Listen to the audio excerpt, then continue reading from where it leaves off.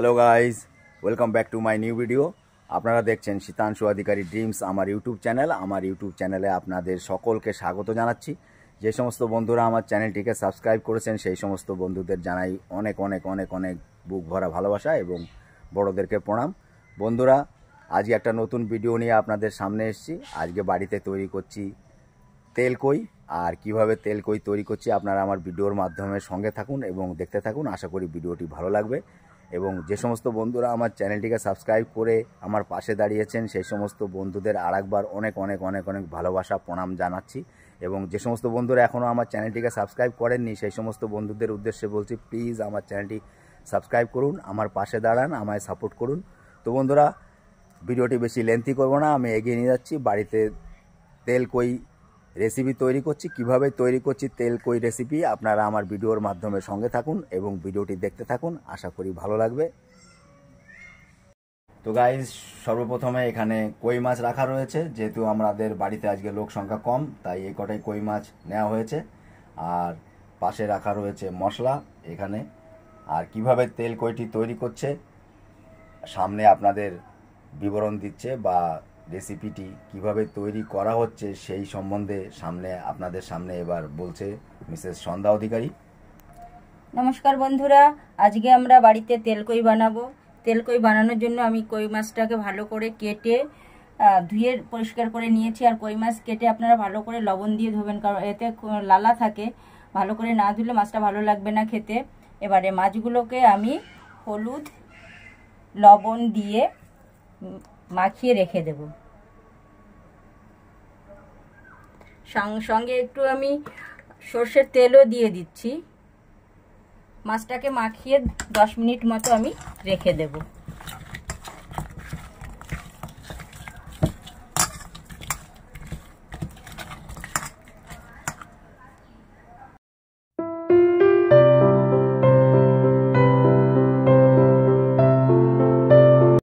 তেলকই বানানোর জন্য আমি একটা পেস্ট তৈরি করে নেব। প্রথমে আমি দিয়ে দিচ্ছি একটা টমেটো কুচি, কিছুটা আদা কুচি, আর কিছুটা পেঁয়াজ কুচি।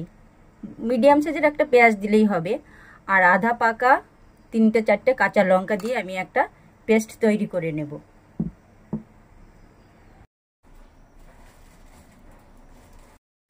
তেলকই বানানোর জন্য যে মাছগুলো আমি মেখে রেখেছিলাম সেই মাছগুলো, কই মাছগুলো এবারে আমি ভেজে নেব। তাই প্রথমে কড়াইতে আমি বেশ খানিকটা সর্ষের তেল দিয়ে নিয়েছি। তেলটা গরম হয়ে গেছে, এবারে আমি কই মাছগুলো ভাজতে দিয়ে দেব।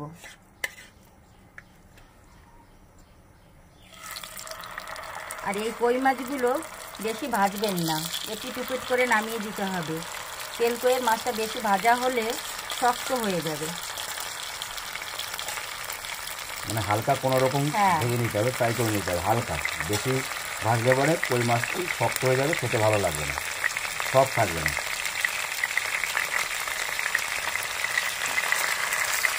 আর কই মাছ, জ্যান্ত কই মাছ ভাজতে গেলে দেখেছেন কীরকম হয়ে যায়।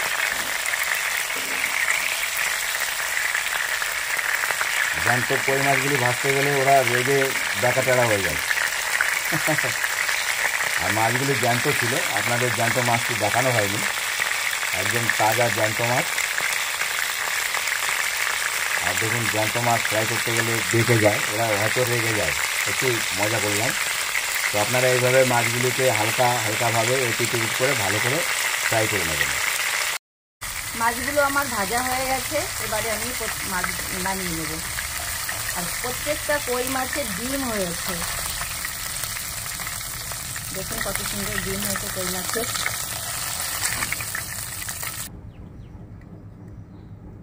মাছের ডিম দেখা যাচ্ছে, দেখুন প্রত্যেকটি কই মাছের পেটে ডিম হয়েছে।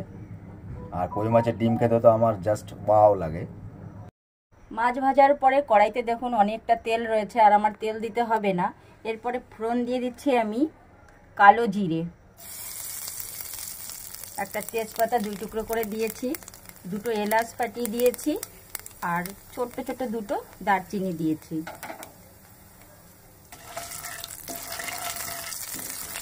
এটা যখন একটু ভাজা ভাজা হয়ে যাবে তখন আমি এর ভিতরে যে পেস্ট করে রেখেছিলাম টমেটো, আদা, পেঁয়াজ, দুটো কাঁচা লঙ্কা দিয়ে সেই পেস্টটা দিয়ে দিচ্ছি।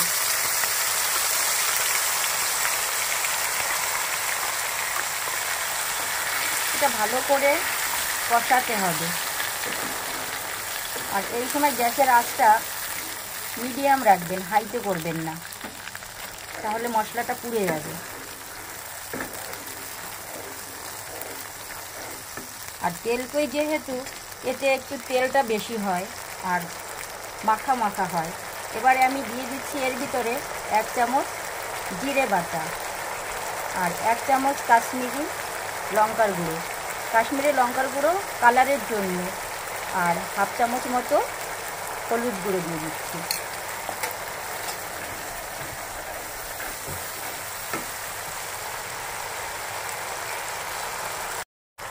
এবারে পরিমাণ মতো লবণ দিয়ে দিচ্ছি, কারণ মাছ ভাজার সময় মাছে কিছুটা লবণ দিয়েছিলাম, আর এবারেও কিছুটা লবণ দিয়ে দিচ্ছি।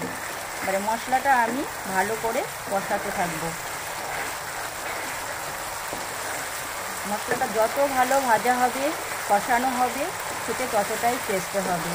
এবারে আমি বাটি ধুয়ে কিছুটা জল দিয়ে দেবো। যে বাটিতে আমি মশলা করেছিলাম সেই বাটিটা দিয়ে একটু জল দিয়ে দিচ্ছি।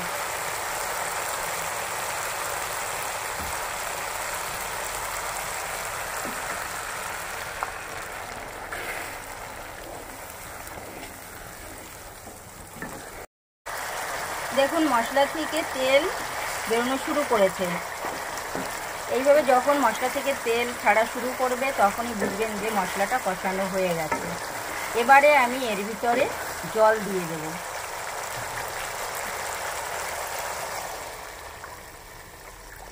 এটা বেশি ঝোল হয় না তো, জলও তার জন্য আমি জল বেশি দিচ্ছি না। জলটা যখন ফুটে উঠবে একটু, তখন আমি মাছ দিয়ে দেবো এর ভিতরে। হালকা মাছ, কই মাছগুলো এপাশ ওপাশ করে যে আমি ভেজে রেখেছিলাম সেই মাছগুলি এবারে দিয়ে দিচ্ছি।